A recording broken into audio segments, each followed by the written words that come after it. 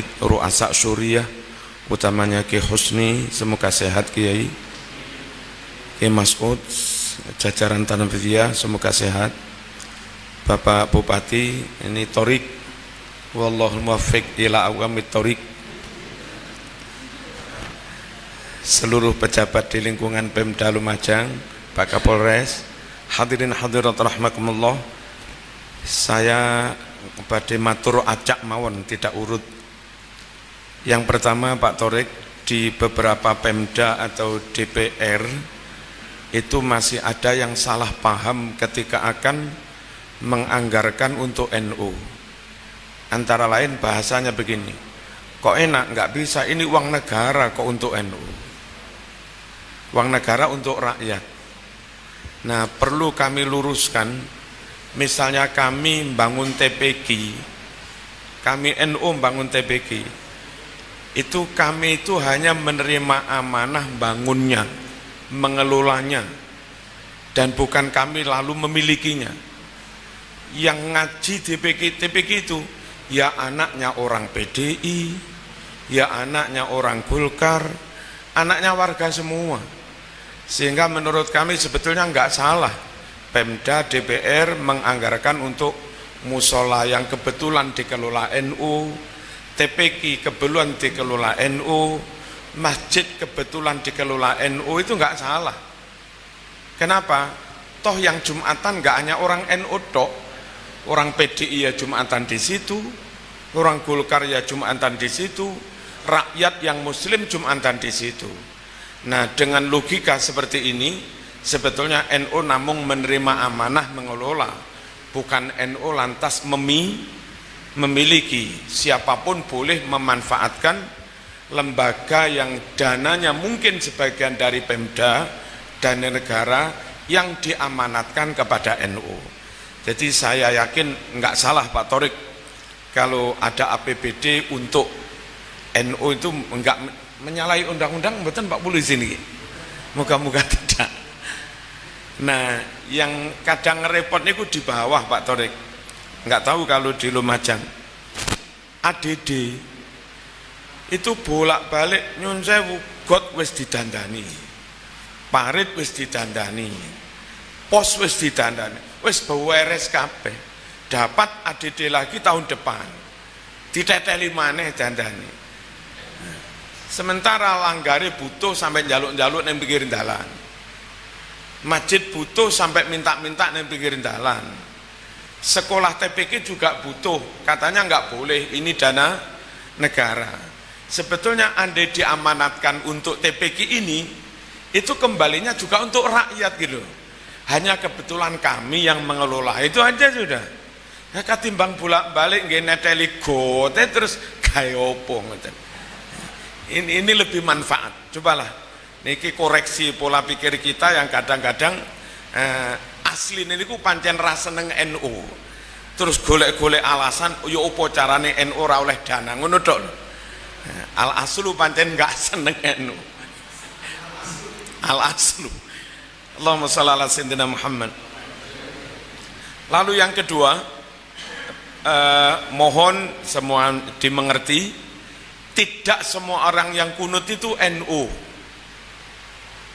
Kunut bagian dari ciri amaliyah NU, iya.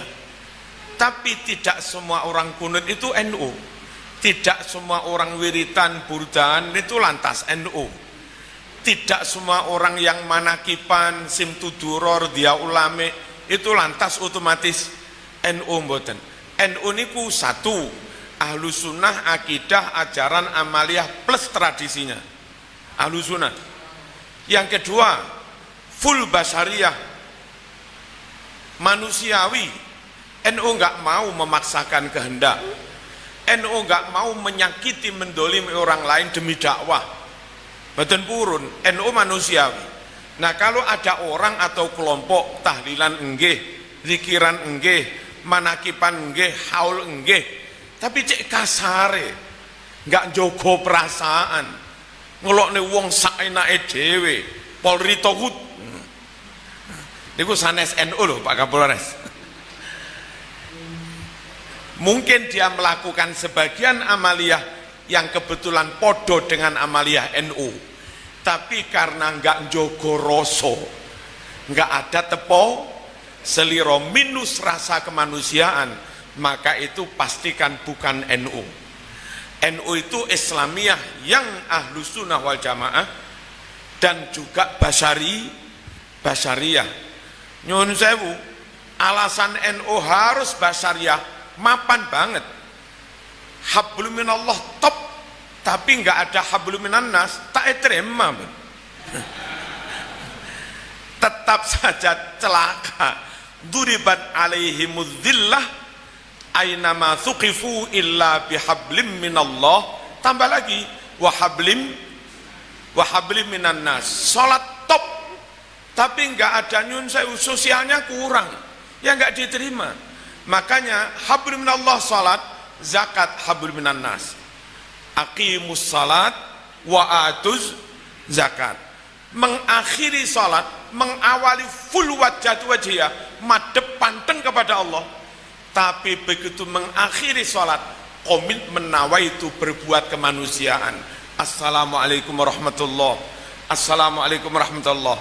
Komitmen untuk membangun perdamaian, mengupayakan perdamaian, kerukunan dan seterusnya. Kenapa NU harus Basyariyah juga? Ya memang Qur'annya juga seperti itu, ajarannya juga seperti itu. Di samping niku nyuwun sewu, kita Pak Torik, Kiai Husni, Pak Kapolres, Pak Mas'ud, kan maunya kita itu dakwah supaya Islam itu diterima masyarakat, supaya Islam Ahlus Sunnah wal Jamaah diterima orang lain. Apa masuk akal kok bodoh amat orang Blitar menyebutnya pekok? Saya kepingin Pak Torik ini menerima ajaran kami, tapi tak sakiti dulu, matamu picek goblok cangkrik. Nah, setelah sakit hatinya dipaksa menerima ajaran kita, ya nggak mungkin dah. Pandai-pandailah seperti Joko yang merayu-rayu calon ini.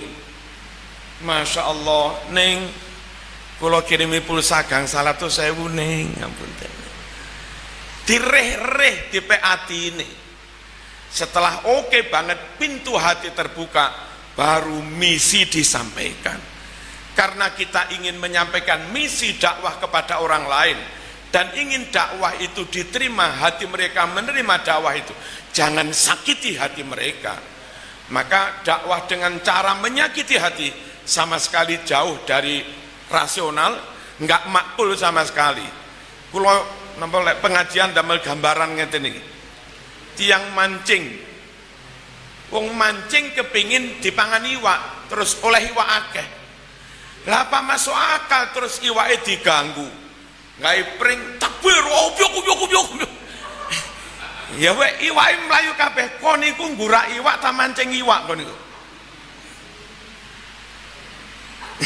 Kalau sampean kepingin mancing iwak supaya iwak tertarik, mangan cacingmu, terus kena satu dua non muslim masuk Islam kena, ya mesti mancing dengan damai, dengan tenang, menjaga ketertiban dan seterusnya.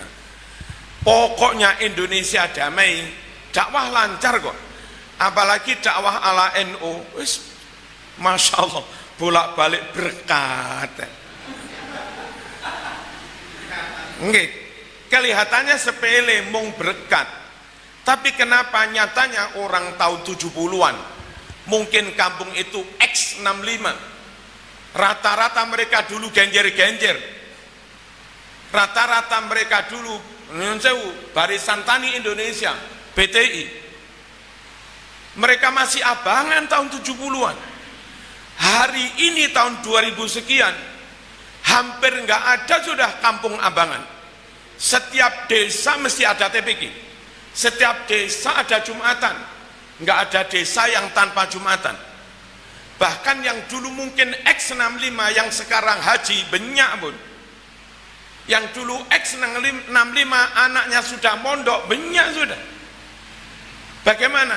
Wong NU Masya Allah nggak dimusuhi, tetap dirangkul jak genduren, dirangkul jak genduren, mulai nggawa berkat. Mereka nggak tahu bahwa sego berkat itu wis disuwuk. wacane Fatihah didongani muga-muga sing mangan iki wetenge ana barokahe. Sering kelebonan sego donga, sego suwukan, sego barokah, lama-lama nyun sewu hidup. Ketika ini hidup, baterainya hidup, ada pulsa, sinyal turun, nyambung sudah. Asyhadu alla ilaha illallah. Harus manusiawi karena kita punya kepentingan supaya hati mereka terbuka, dan kalau terbuka tauhid masuk, Islam masuk. Pastikan yang tidak manusiawi bukan NU, meskipun tahlilan. Ampun salah loh, khususnya aparat nggak boleh salah. Iku warga NU loh, kok lah tahlilan urung mesti loh, urung mesti loh. Iku warga NU dibaan itu urung mesti. Yang ketiga, watoniyah, full nasionalisme. Bagi NU kalau cinta Rasul itu wajib menyempurnakan iman. Cinta tanah air juga wajib menyempurnakan iman. Hubbul waton minal iman. Kalau ada orang suka tahlilan, suka manakiban, suka haul, tapi nyinyir pada Pancasila, nyinyir pada negeri dan bangsanya sendiri, pastikan itu bukan NU. Dan nyun sewu, Yai Husni, kalau ada yang kayak begitu dipanggil, kon iki CNO ora? Lah orang anu dipecat pisan. Sebab kalau dia melakukan apa-apa dan sik duwe kartanu NU ne kene. Gitu loh, cara core dipecat aja.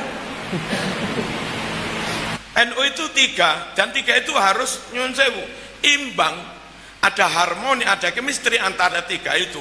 Islamiyah yang Ahlussunnah wal Jamaah, Basyariyah, dan watoniyah. Bela Islam tok, nggak ada kesadaran bela negara, itu bukan NU. Bagi NU itu kalau bela Islam wajib, bela negara wadahnya melakukan ajaran Islam itu juga wajib. Bela anak istri yang mengisi rumah wajib, bela rumahnya yang mewadahi istri ini juga wajib, sama-sama wajibnya. Makanya di NU ada fatwa tentang resolusi jihad, yang mana Mbah Hashim para masyayikh membuat melek pada kita, yang wajib itu enggak hanya bela Islam, tapi bela negara juga wajib.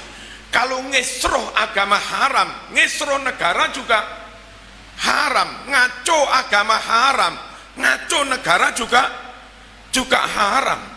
Apalagi Indonesia ini berorawuh. Menjaga Indonesia itu menjaga Islam, dan karena mayoritas Ahlussunnah wal Jamaah menjaga Indonesia, sebetulnya juga menjaga Ahlussunnah wal Jamaah.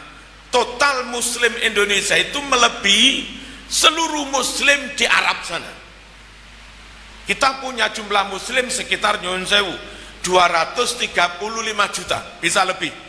Melihat jumlah kuota haji, kuota haji reguler 231.000 per 1.000 yang haji 1, belum lagi yang petugasnya, temus yang tugas musim di sana, belum lagi yang haji apa larang-larang itu apa, plus ada yang furoda juga sekarang ini. Jadi Saudi tahu kenapa Indonesia diberi peluang sebanyak itu. Sekitar total yang haji itu kalau nggak ada nggak ada corona, itu jatah Indonesia sekitar 235.000 total. Karena memang jumlah Muslim Indonesia ya kisaran 235 juta. Nah jumlah sekian ini, ayo Yaman 30 juta, tambah Mesir 30, kira gue 60, tambah Irak 20, 80, tambah Saudi 20, 100 tambah Kuwait 300.000. Kuwait 300.000 kalah karo Kota Lumajang dok. Terus Oman sekitar 1 juta, Uni Emirat Arab 2,5 juta, Yordan 2,5 juta, Palestina 1,5 juta, lalu Qatar 500.000. Berapa itu? Titik. Paling-paling masih sekitar 110 juta. Nanti ditambah Mesir muslimnya sekitar 30, ditambah Sudan sekitar 40. Seluruh Timur Tengah itu dengan Indonesia kalah. Sembrono mengelola keamanan Indonesia, sembrono mengelola stabilitas politik Indonesia. Akhirnya chaos perang saudara itu sama dengan nyun sewu menjelumprung nih wong Islam dalam apa? Dalam pertumpahan darah. Makanya NU mencegah benar baik secara doktrin, secara langkah-langkah program, jangan sampai ada mengarah ke perang saudara.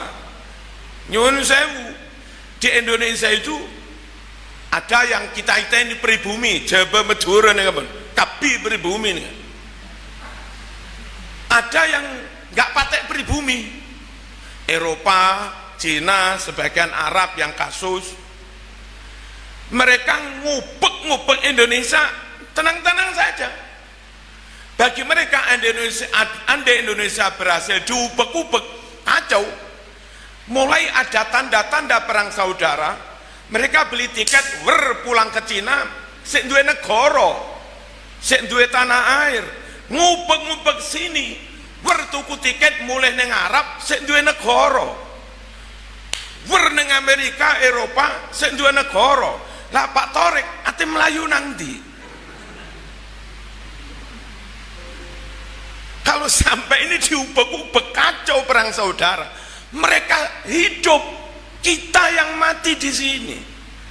Makanya NU yang rata-rata pribumi ini mencegah benar jangan sampai ada konflik, jangan sampai ada perang saudara. Korbannya terbanyak Muslim yang kebetulan pribumi yang rata-rata tukang tahlilan doyan berkat niku. Alias ada tanda-tanda mereka NU. Allahumma shalli ala sayyidina Muhammad. Hadirin rahimakumullah, mereka bertanya, apa hubbul waton, ad-difa anil bilad, bela negara, ini sunnah Rasul, ajaran Rasul, apa gaweane Mbah Hasyim? Jawabnya full sunnah Rasul, full ajaran Rasul. Hijrah ke Madinah selama 16 bulan itu kiblatnya disuruh menghadap ke Masjidil Aqsa, tidak boleh madhep ke Masjidil Haram. Namanya Kanjeng Nabi anak Mekah, kelahirannya Mekah, tanah kelahirannya Mekah, tanah airnya Mekah. Kerong juga apa kerong itu apa? Kangen juga. Akhirnya nggak kuat, Nabi dilarang menghadap Mekah itu nggak kuat. Anyoon deh Allah, ya Allah nyoon kiblatah balekake pole dek Mekah. Dijawab sama Allah, qad nara taqalluba wajhika fis sama falanuwalliyannaka qiblatan tardaha fawalli wajhaka syatral Masjidil Haram. Muhammad, kami tahu kok sampean sering taqallub wajhik, sedang dangak ke langit, doa mohon kiblatan tardoha, kiblatnya apa, supaya dipindah lagi ke kiblat yang Nabi ridho, Nabi seneng legowo. Oke, tak ijabai, fawalli wajhaka syatral Masjidil Haram. Mulai saat ini you boleh silahkan ngadep Masjidil Haram. Lego, seneng banget, sebagai obat rindu, belum bisa kembali ke tanah airnya Mekah, diolehnya madep tok ilo wis seneng. Mas Torik durung rabi mbiyen arep sowan gak oleh, tapi syukur oleh nelpon ngono tok wis masya Allah. Itulah, dalam diri Nabi ada kangen sama Mekah, dalam hati Nabi ada cinta sama tanah airnya. Sehingga NU yakin hubbul waton itu sunnah Rasul yang ada di hati Nabi kok. Allahumma shalli ala sayyidina Muhammad. Lalu nyuwun sewu berangkat hijrah, Nabi berat meninggalkan Mekah. Saking beratnya Nabi berbalik badan menghadap Mekah seraya berucap, wallahi ya Mekah innaki la ahabbu biqa'il ardi ilayya walaula anna qaumaki akhrajuni ma kharajtu mink. Demi Allah, hai negeriku Mekah, kaulah negeri yang paling aku cintai. Secara zahir, secara lafziyah, verbal, soreh, nggak kinayah, nggak maknawi tok. Secara soreh verbal Nabi ngucap, demi Allah kaulah Mekah negeri yang paling aku cintai. Katanya teman-teman HTI, nggak ada hubungan hubul waton dengan iman. Wong Nabi saja begitu, uswah kita saja cintanya pada negerinya begitu. Kalau kita mencintai negeri yang menguswahi kanjeng Nabi juga. Allahumma shalli ala sayyidina Muhammad. Lalu bela negara, orang pasukan Quraisy nyerang Madinah, dicegat di Badar, akhirnya terjadi pertempuran Badar. Ngirim lagi pasukan orang Quraisy, dicegat di Uhud. Apa dicegat ya? Dihadang di Uhud, terjadi perang Uhud. Dihadang di Hunain, terjadi perang Hunain. Dihadang di Hudaybiyah, terus terjadi perjanjian Hudaybiyah. Kenapa? Nabi berkomitmen Madinah harus aman, nggak boleh musuh masuk ke negara kami. Padahal di Madinah itu penduduknya nggak Muslim toh, Kristen banyak, Sobiin banyak, Yahudi banyak, Bani Nadir Yahudi, Bani Quraidah Yahudi, Bani Daumatil Jandal Yahudi, Bani Qainuqa Yahudi. Madinah yang penduduknya kayak Indonesia ini, heterogen, campur-campur, Nabi tetap berkomitmen menjaga, mengamankan, membela negara. Andai negara Madinah penduduknya full Islam, bisa kita ngeklaim Nabi bela Madinah itu bela Islam. Tapi lantaran penduduk Madinah campur-campur, Muslim non-Muslim, maka Nabi membela Madinah tidak bisa diklaim hanya bela Islam. Wong banyak Yahudinya kok. Tapi juga nggak bisa dikatakan Nabi bela Yahudi, ngawur aja Nabi bela Yahudi. Lah bela apa itu? Bela negara. Kalau kita bela NKRI meskipun isinya campur-campur Muslim non-Muslim, itu sebetulnya menguswai teladan yang dicontohkan Rasul, sunnah Rasul, yang mana Nabi juga mati-matian menjaga membela Madinah meskipun penduduknya campur-campur, hetero. Apa sudah yang diajarkan NU tentang watoniyah. Nah, watoniyah murni tanpa Islam, nyun sewu niku sekuler, jangan diikuti.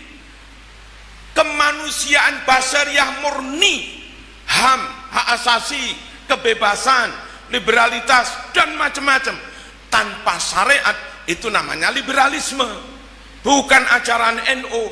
Agama tok nggak peduli dengan kondisi bangsa dan negaranya, pokok syariat tabrak. Itu juga bukan NU, niku radikal. Lah NU niku la radikaliyah wala liberaliyah wala sekulariyah. NU dalam gigih bela Islamnya tetap ada kemanusiaannya, dalam memperjuangkan nilai kemanusiaannya tetap ada syariatnya, dalam hal hablum minallah hablum minannas tetap ada komitmen watoniyahnya. Negeri ini harus aman, harus utuh. Ini klarifikasi kedua. Yang pertama, nyumbang NU sebetulnya nyumbang negara juga. Nggak keliru loh Pak Torik, nggak keliru. Besok tak rewangi engkel-engkelan. Yang kedua, tidak semua orang yang nasionalis NU, tidak semua orang yang humanis NU, tidak semua orang yang ketorone megangnya syariat NU. Baru NU kalau tiga-tiganya padu, berjalan dengan seimbang. Allahumma shalli ala sayyidina Muhammad. Lalu khusus NU kita, NU Lumajang, saya kepingin LDNU-nya plus LTMI nggarap temenan TPQ. Kalau perlu bukan hanya TPQ ya Mas Ud, kalau mungkin dibuatkan program sederhana Pokoknya sholat sah, Fatihah bener, surat pendek apal, wes. Kurikulum silabus yang sederhana banget plus toharoh dan seterusnya ditawarkan kepada bapak-bapak, ibu-ibu sepuh yang kebetulan maaf dulu abangan nggak sempat madrasah, nggak sempat ngaji, sampai sekarang sholat ya durung pate iso. Kalau NU melonsing program seperti itu, kurikulum yang sederhana mawon.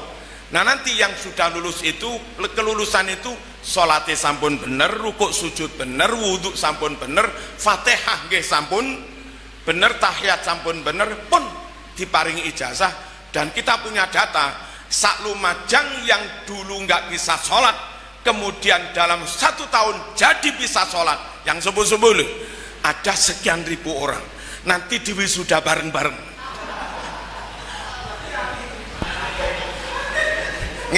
Teng Malang sampun mulai kita usumaken. Ngeten iki. Dadi mboten namung TPQ untuk anak kecil, karena yang dereng iso maca Quran itu ternyata juga baik. Saya nggak usah menyebut nama, itu kasus di RT kami awalnya. Cucunya kan ngaji di pondok. Terus wis pinter khatam Quran. Lah baik iki, ya iku lho nggih pengen ngaji. Lah monggo. Tapi ojo jam samenten, jam 11 bengi lho. Ngaji kok minta jam 9, ngenteni putu kula turu. Isin lek kula roh putu kula. Ternyata banyak orang-orang sepuh yang kepingin, tapi nyun sewu, terus itu diladeni sinten. Monggo kalau Lumajang ada tenaga diprogramkan iku lah mengke napa niki? Apa jenenge kok tiket apa transportasi bensin lah, ben Pak Torik nderek-nderek mikir lah. Nggih. Jadi kalau ustadz ini model rumahan mawon betul, yang penting terdata. Niki fulanah hafidhoh, fulan hafid, pengurus ranting, ngeladeni tonggo-tonggo ngedeni jumlahnya enten 20. Nah ketika mereka ngeladeni sorokan, belajari sholat, toharoh sampai 20 orang per bulan, nopo diparingi 200, nopo 250 ngono nayamul didik. Niku urusannya Pak Torik. Tapi kedah dipikir sareng-sareng para rawuh. Nah, jadi niku kalau itu nempel di masjid berarti ditempelkan programnya LTMI. Termasuk TPQ itu programnya LTMI. Tapi di situ juga ada unsur dakwahnya. Tenaganya mungkin bekerja sama kali LDNU. Pun niki temenanan para rawuh digarap temenanan. Lajeng yang Jamiatul Qurra wal Hufat mungkin plus juga sebagian LDNU kali LBM, lembaga Basul Masail. Nyun sewu mensertifikasi imam-imam. Mboten napa-napa, mereka yang sabun hafid dari mana? Kita tes di sini.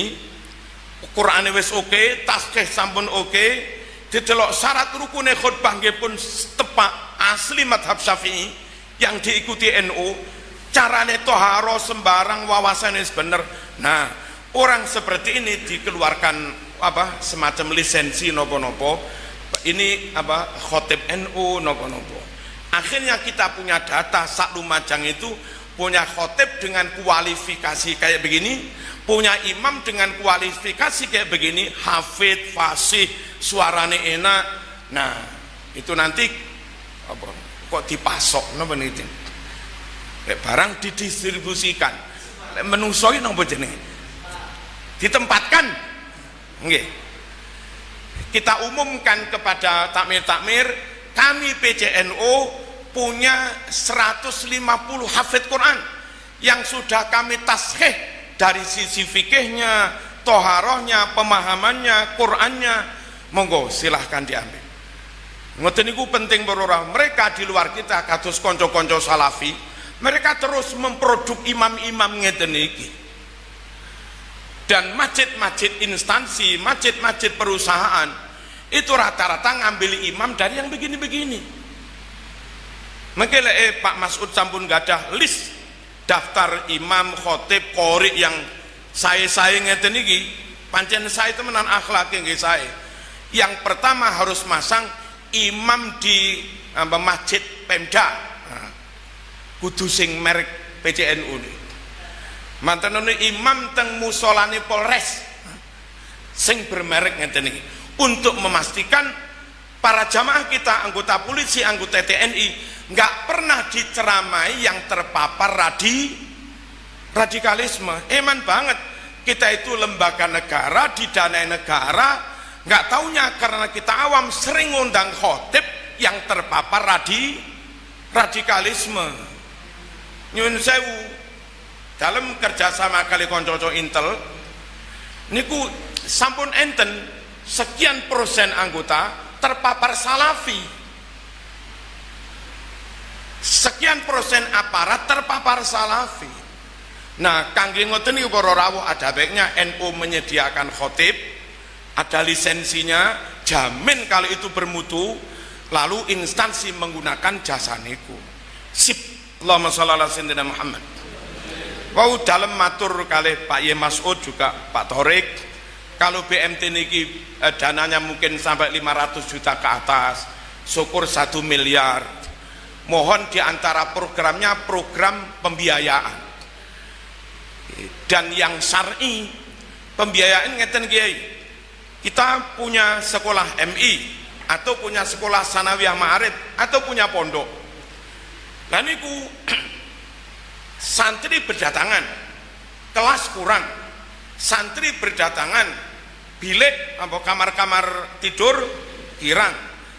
Kalau ini bisa membiayai taruhlah 100 juta der, tanahnya milik pondok, milik Mbah Yai, tapi dibangun BMT.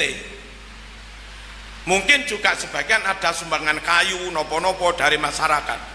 BMT ini nyatet uang yang kami keluarkan untuk membangun sekian lokal ini total telah 50 juta kiai.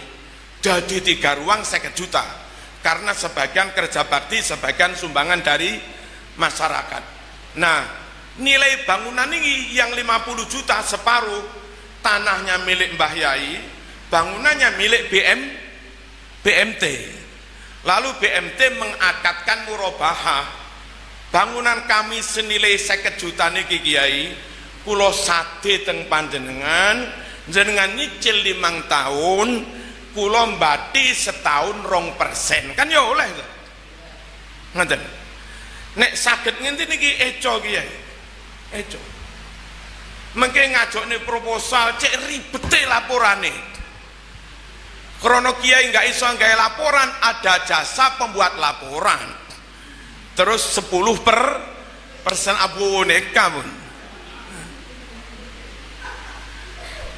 Mending yang ngeten niki. Jadi asli niku bangunan usaha kiai, milik pondok, bukan milik siapa-siapa. Kami membeli kok. Cuma membeli cash kita nggak mampu. Nah, kebetulan BMT bisa menjual kita secara kredit, dan supaya nggak riba, satu harga.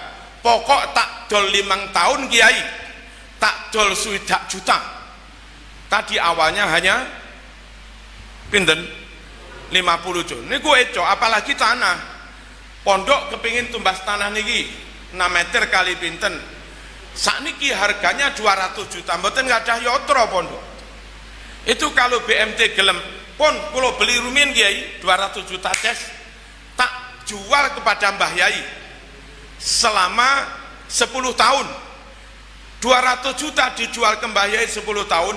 Pihak BMT kula mbati nyuwun sewu, mbati 50 juta.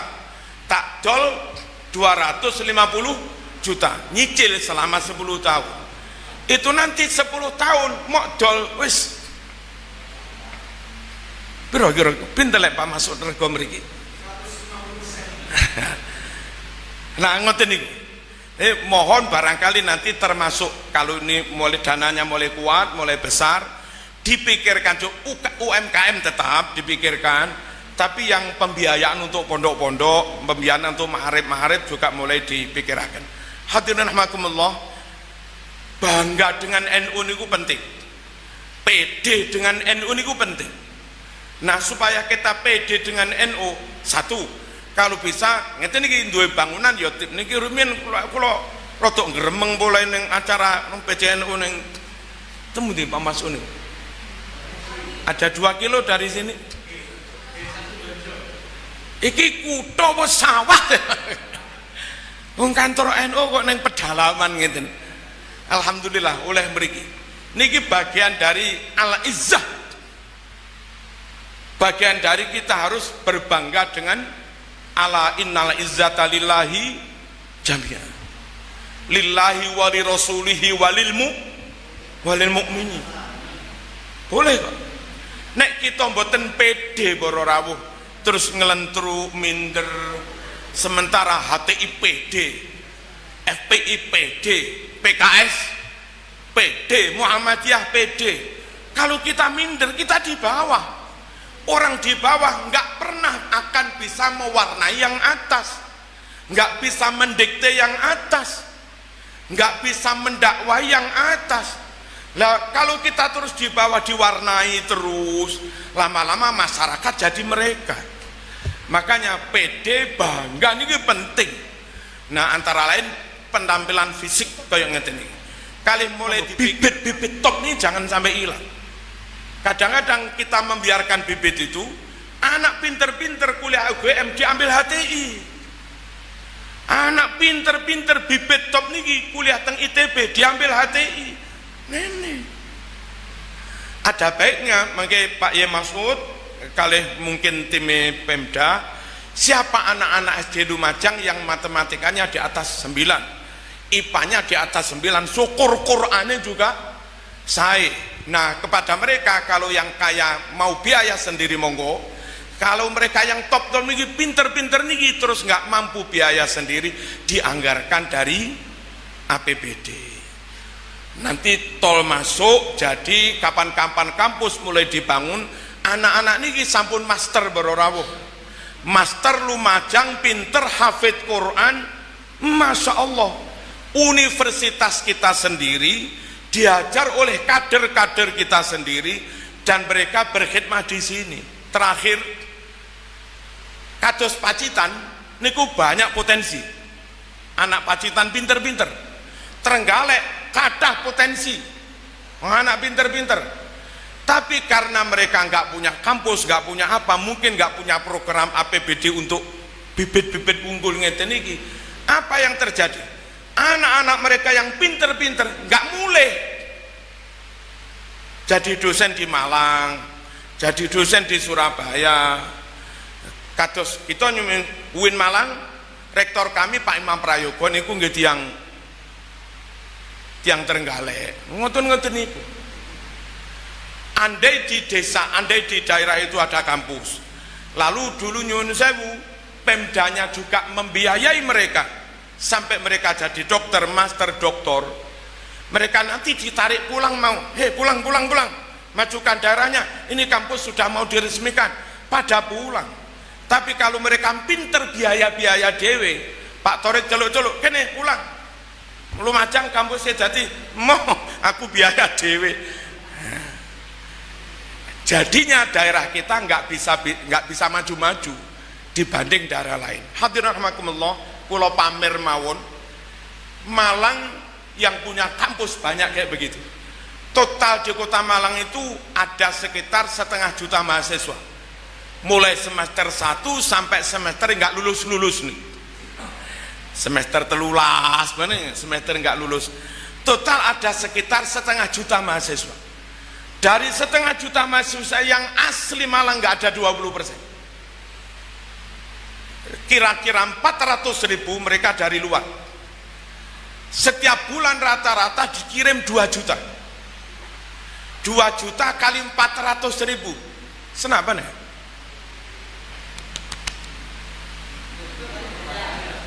Pinten nih.